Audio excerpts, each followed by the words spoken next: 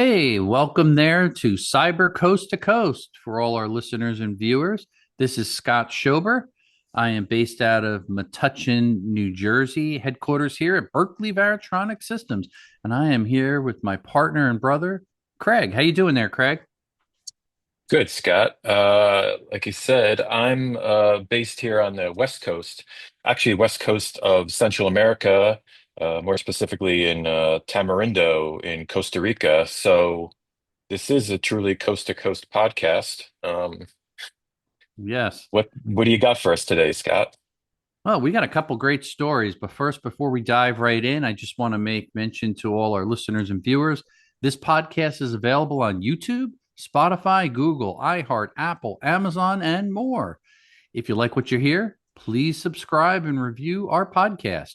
And for questions and comments, DM us on Twitter at ScottBVS, or you can even visit scottschober.com for more information. And of course, if we read your comments or questions on the podcast, we will send you your choice of a signed copy of Hacked Again, Cybersecurity is Everybody's Business, or Senior Cyber.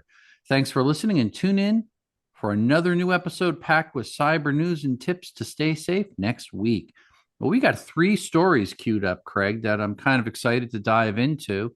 And the first one is talking about Temu under scrutiny.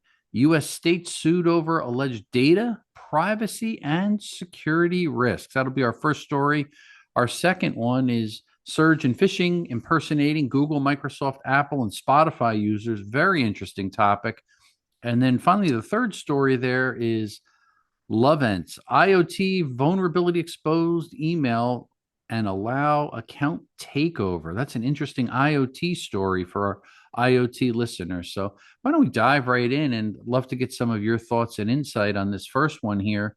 Um, this Timu story is it mentions here what's really happening that in several states in the United States, New York, Illinois, Kentucky, they filed lawsuits against e-commerce app Temu, and they're accusing it of clandestinely collecting user data, installing malware, and enabling data access by the Chinese government. Wow, that's a mouthful there, and pretty strong accusations. First of all, I'd love to get what's your take on that, Craig? It's not a surprise. I downloaded the Temu app a couple years ago when it first got popular, first heard about it, and just scrolled around, looked. It's kind of like a eBay meets Amazon. It Mhm. feels a little, it's unpolished, but you get bargains. So you kind of get what you pay for, and I'm sure not all the sellers are on the up and up, and you get that at every marketplace. The larger the marketplace, the more fraud, I suppose. But since this one is kind of owned and run by, Chinese state-sponsored company, you always have that extra risk of spying and additional malware and things they want to do to, they might want to hack US citizens and hack US companies. So, again, it's not surprising. I guess one of the things that jumped out at me was the fact that it's a state issue, and the states are starting to take more control now. As you Mm. know, a couple of years ago, in previous administrations, I would assume it would become more of a federal issue. But with Trump in office, the power to the states has, shifted in their favor more often, and so now you have states stepping up, kind of like the verification ID, for age, age verification, True. whether you're a child or adult. We're starting to see different states propose different things, and hopefully through as a form of, I guess, legislative competition, hopefully the best one will be chosen, and then everyone could settle on it. Otherwise, as we know, these things are a nightmare for companies. You have to implement a system for each state, and suddenly you're hiring all these programmers to do all these unnecessary extra tasks. So let's hope that this Timu investigation um, uncover some, real real answers. We get some real answers to our questions, and let's hope we can move forward. And everyone agrees that, this can be trusted, this cannot be. Let's use this system as opposed to this system. Yeah, yeah, good point. And the thing that kind of stands out to me right away is anytime there's something crosses the line of national security, when there's brand erosion, consumer trust, in this case, suddenly people abandon the platform, and we've seen that in a lot of different apps, and it's online stores, it's social media apps.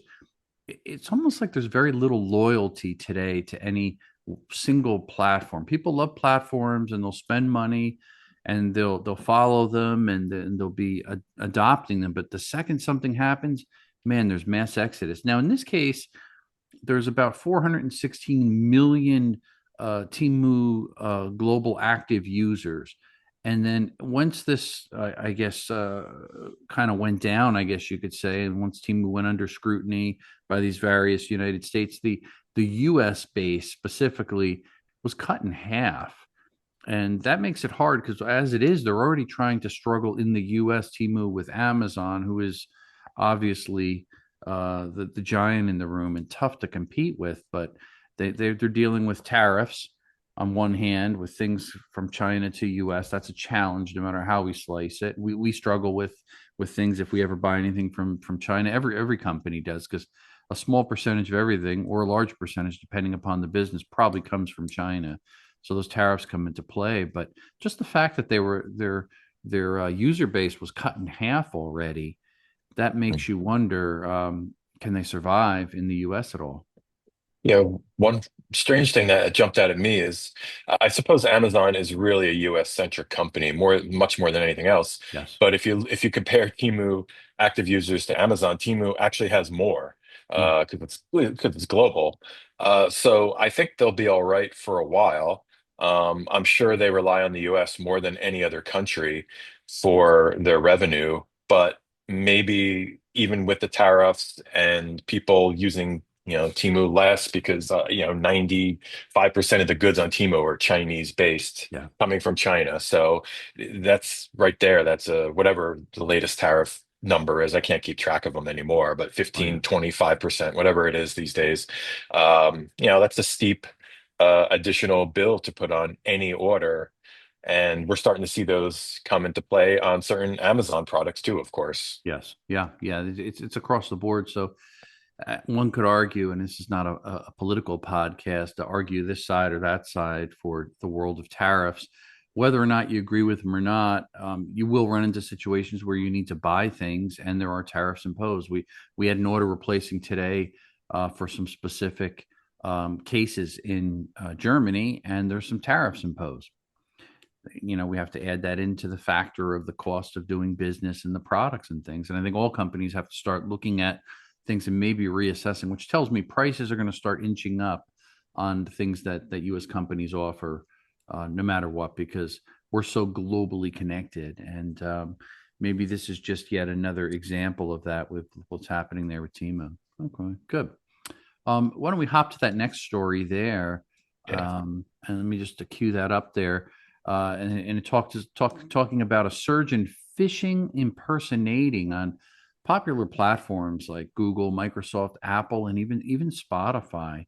And it mentions here security firm Checkpoint warns consumers of an uptick in highly targeted phishing campaigns impersonating branded services like Google, Microsoft, Apple, and Spotify. And attackers are using convincing fake login pages timed around seasonal events. It might be travel or something else. And what are they doing? They're just really harvesting credentials and trying to get into your bank account and take your money. And this is really not new. I think the difference is, in my opinion, is it's more targeted, focused, and effective. And oftentimes these branded phishing campaigns utilize artificial intelligence to some degree, and it really helps them to give a polished, convincing look. When you go to a branded site that you're familiar with, you go to Apple, it has a certain look and feel and professionalism because they spend a significant amount of money to polish their GUI, their graphic user interface on a website. And if somebody copies that really close to the point where you can't distinguish them, it's convincing. And that's why I think these cyber criminals are using household names. We're comfortable. When I visit Apple, whether I'm shopping, if I want to jump on and get some support or something else, I look for certain tells to tell me, yeah, this is legitimate. This is Apple. Subconsciously, I'm kind of thinking that when I jump on their site, and having this trust with familiarity in websites, that they can really exploit that. So, Yeah, what are your I thoughts think on that? I think you're right to bring up AI in this particular discussion because, like you say, branding and being comfortable with it, I can envision a future or even a present day where AI, gone are the days of Nigerian prince Yes. spam, but Agree. and so AI can step in and do the work instead of someone having to come up with a clever little headline or something, a way to entice a user to click. AI can do that much better, and AI can do it on in a scale because they know your email and it can probably scrape information from that email, whether it's an IP address or a name associated Mm, with that. Then they might know where you live. If they know where you live, maybe, not exactly, but a general IP address kind of area where you live. If they know that, they might know that an Apple store is close to you. So it's going to pick Apple as opposed to Best Buy, for mm, instance. Those kinds of things. If you do that on scale, you're going to get a 1 or 2% more higher click rate, and that could equate to millions and millions of dollars in fraud. So I yeah. don't think we're going to see this going away. It's going to ramp up. Clicking fraud, all types of whatever, whether it's whale phishing, spear phishing, all kinds of targeted phishing attacks, I think are going to increase. Yeah. Yeah. A brilliant point there. I agree.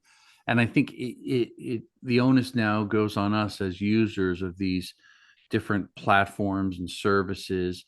We got to do something. We can't just be complacent and say, well, don't click on an email. Yeah, that's true. Don't click on an email. And that maybe is what we really want to emphasize. But more importantly, maybe make sure you're using 2FA, multi-factor authentication. If you're going to go on Spotify or Apple or Microsoft or Google, whatever the case may be, you use a good authenticator. Add those securities in layers. If you're not creating strong passwords by now, we've talked till our faces are blue, I guess you could say, about the importance of long, strong passwords. Get a good password manager. There's so many good password managers out there. They're affordable, they're effective, they're secure. I think it's important that we really should think cybersecurity minded when we're logging into everything from our bank site to just a basic, Amazon, whatever. Make sure that we're doing the basics there. And of course, if you're going to be using a strong, long password, if for some reason you don't want to use a password manager, don't reuse the same password across multiple login sites, or in other words, where your credentials are duplicated because it's easy to remember. Those days are gone or should be gone. Unfortunately, they're not because people are still doing this. The statistics tell us people are terrible creatures of habit when it comes to passwords. Cyber criminals know that, and that's why they're preying and very effective use of phishing campaigns like this and credential stuffing and hacking because people are not doing what they should be doing, the basics. So let's just at least get Yeah. the basics down, I think. Well, yeah, one of my favorite tips is one of the most basic tips of the basic tips, and that's when you see something and you're not 100% positive that you need to respond, there's no fuse on it, it's not coming from a known source, all those things. Just stop a moment and think, do I need to respond to this right now? Mm. Why are you going to click on something right now? There's no real good, genuine reason to, because there's not going to be any consequences if you wait just 5 seconds and think. And then in that 5 seconds, what you could do is start typing the URL in your browser instead of clicking on the link. It's going to fill it in for you. You're going to go, now you know you're going to a known safe site, and you just go in there instead. You're going to log in because you've logged in before because it's a known safe site. So you're just going through all the steps that you normally do, everything except clicking on the suspicious link. That's Yeah. that's really all you have to do, and it literally takes about 5 seconds, out of your day. So, And to your point, that it's the trade there. We're trading security for maybe convenience. mhm. I'd rather spend an extra 5 seconds or 10 seconds, whatever the case may be. And I'll use myself as an example earlier. You helped me and reminded me. We just started recently. We've been selling on our online store for years, and that's been growing nicely. Our wireless security products we started up a couple of years ago on Amazon, and that's just taken off. We sell tons of security tools on Amazon. We just recently signed up with Walmart online, and it was a lot of work. You did most of the back behind the scenes setting that all up, and I was trying to log in, and for some reason I couldn't get it, and they're supposed to send over a 2FA, and I'm not getting the email, and I forgot, and I have to use a Google authenticator, and finally did. But again, the process took me a little bit longer to get it clear in my head. It's a little different than Mhm. Amazon and other sites. But once I did, I said, okay, that extra time is worth it because I feel safer. I feel more secure.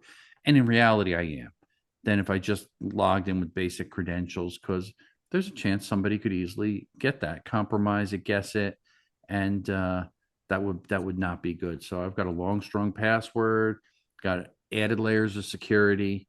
I'm in business, but it took more time. That's the bottom line. Take some time to do it. That's it. Great. All Yeah, right. You want to take us into this third story, maybe? yeah, sure. Okay. Let's see. Lovense IoT vulnerabilities expose email and allow account takeover. Um, Apparently, Lovense is some kind of adult smart sex toy thing. I guess the tech angle is it's IoT based. Yeah. So you get these sex toys that you can, I guess, plug into. Maybe they communicate with your computer. Maybe they're communicating with an app on your phone or just storing some kind of data internally. I'm sure this company uses that data to then market and research and develop new products as a result. Well, apparently, there was they failed to fully patch a vulnerability that was exposed in the past. Let's see, there's a bug bounty that was involved, so something was a bug bounty. I'm assuming it was paid out and it was discovered. And yet, when researchers went back to look at this, they discovered that the vulnerabilities that were discovered, that the company presumably admitted to, they still didn't take action. They still didn't patch it. I'm gonna make a prediction though on this one Mm-hmm. and say just based on the headlines alone, people love sex sells, all that stuff. The puns and all the funny things you come up with the headlines on this because it's involves sex toys and IoT. I'm going to guess that not only will this not hurt this company, I think it's going to actually help this company. I think people are, because who ever heard of Lovense before the story? Probably no one except some, loyal users of theirs. Now people are like, oh, Lovense, let me look it up. Oh, let me see what they sell. Oh, look at this, and suddenly you Oh, have a whole new bunch of browsers, shoppers, potential customers that are looking at your wares, and you didn't a few minutes ago. So, I'm not saying they wanted this to happen or they're, responsible, they planned it in that way. I'm just saying that their their lack of security is probably going to help them more than it's going to hurt them, which is it's mm, a shame in this world because you want to see people punished for blatantly disregarding security uh, mandates that can harm users. yeah. Yeah. I agree with you. I didn't actually think of that angle, but as you were describing it, it's reminiscent of what happened with Ashley Madison, the I guess Mhm. adult dating site years ago, and it was compromised, and a lot of prominent people were registered users, and their information was kind of put out there, and there was a lot of concern and a lot of mischief that resulted in it. And honestly, I never heard of the company or the website before that, and probably millions of other people didn't. And I'm sure they're they surged right after that because everybody's checking it out and saying, "Oh, what's this site about? Never heard of it before." So it's kind of almost like a strange marketing tactic. I think of how many popular celebrities, and I won't even go down the list and name them, but that had nude photos or videos appear of these wacky things that they were involved in that were kind of salacious, I guess you could say. And that went out there by storm in the world of social media. Now suddenly they've got their own TV shows and they're popular and their own lines of makeup and cosmetics and this and that and Hmm. everything else. So it almost lends well to taking a brand that's never heard of to creating a viral brand. And I don't know if it's necessarily happenstance where it just falls into place this way and it's the topics and something that's over the edge, or is it ever intended to do this? Because in this case, I guess if there was a bug bounty, somebody found a problem, they brought it to their attention. If it was done properly, they were compensated for the bug bounty, but the company never followed through and fixed this vulnerability in this IoT toys or whatever. And then they come back and they find it again. And so we really don't know, but um, it's important, I guess, for all vendors, if something's brought to your attention, and we do the same thing as a company, there will be bugs in all software, in all firmware. Um, do you fix it is the question. We do as a company, and we're a small company. Maybe it's a little bit easier with a larger company with a large footprint and many customers globally. It can always be much harder, but you really got to think about that. This platform, I think, has an estimated 20 million users worldwide. That could make it difficult, I think. How do Hmm. you contact 20 million users? When we have a problem, we try to pick the phone up and call our customers because they're valuable to us. Secondary, if you can't get them on the phone, you might email them or mail them a postcard. But when you got 20 million users worldwide, that could be difficult to really reach out to them, especially when it's something a little, maybe a little more sensitive, such Yeah. as sex toys or whatever they're buying. They might be thinking, "Who's calling me? Well, What's this about?" And and the specific bug is an account takeover. So that yeah, that would be full, you would get full uh, access to the user data, presumably. Oops, yeah, I just lost an airbud. Hold on a second. yeah, sure, They always roll away. yeah. Okay. But I think Um, you're right because this is really sensitive, private information, probably associated to the people buying these IoT devices, using them. And imagine if you have just even a glimmer of celebrity status. You're a politician. You're a professor in a university. I don't know. Do you want your name smeared by somebody or blackmailing you now suddenly because of whatever you got involved in? No, that's not right. And that's usually the result of these things. That's why this data tends to be often more valuable if and when a hacker goes in there and compromises it, because they can then extort you. Just like Ashley Madison and all these others, and there could be a ransom put out or some other type of extortion where they're trying to get something from you, and it makes it hard. How do you prevent it once the damage is done? Not much you can do. yeah, and there's levels of ransom here, just like everything. Ashley Madison, I mean, that's known for attracting cheaters to cheat on That's true. spouses. So that's a big ask for a blackmail, for instance. That could end marriages, relationships, lives Mm-hmm. are shattered, all these things, the kids involved, whatever. This isn't, the stakes aren't so high here. It's, sex toys and stuff like that. But there's some personalities, some brands out there that do, they want to stay a million miles away from something like this. And so they're not going to pay $1 million ransom, but they'll pay a $10,000 ransom, no problem, just to make it go away. And you multiply that by how many hackers or could possibly access this and how many the user base, and suddenly you have a pretty lucrative scam going. Yeah, yeah, so true. So really good story there, and we certainly welcome our viewers and listeners' comments there. Keep them clean, of course.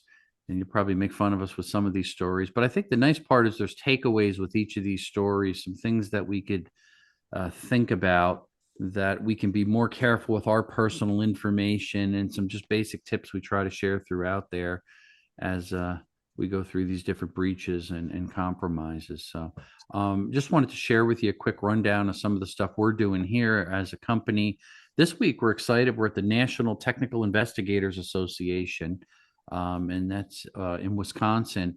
And we're showcasing two new products as a company for Berkeley Varitronics. Our Wolfhound Ultra, which is an advanced cell phone detection tool, and our Yellow Jacket Ultra, which is a direction finding solution for hunting down access points and STA clients, such as your mobile phone. So when there's threats in, secure data centers or government SCIFs where they house classified information, or just basic security where you don't want any wireless threat or personal electronic devices in, these tools are really used there. And the first day, I already got a report back from the team that's out there.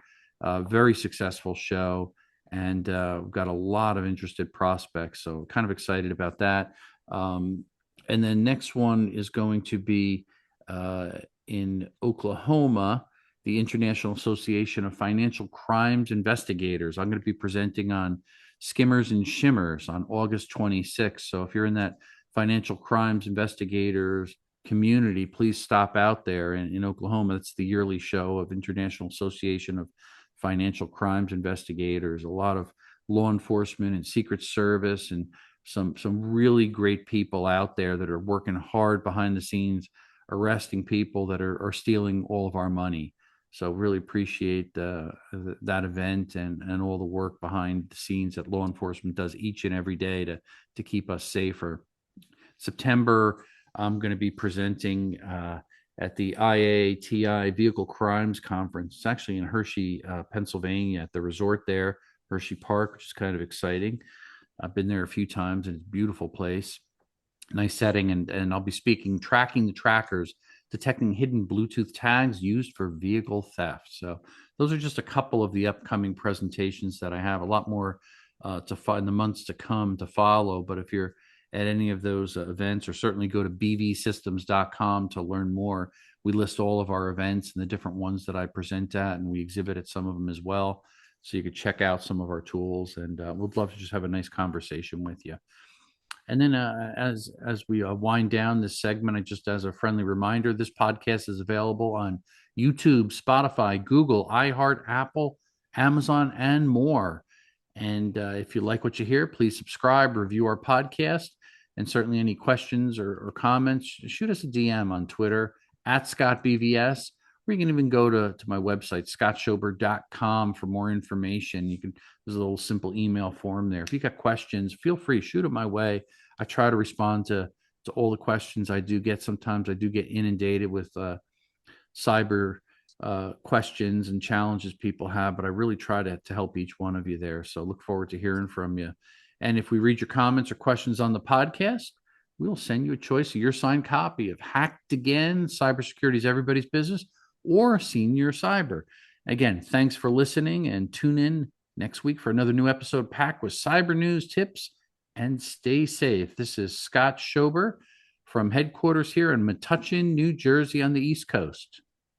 And this is Craig here from Tamarindo, Costa Rica, telling everyone to stay safe and see you soon. Bye now. Stay safe. Cyber goes to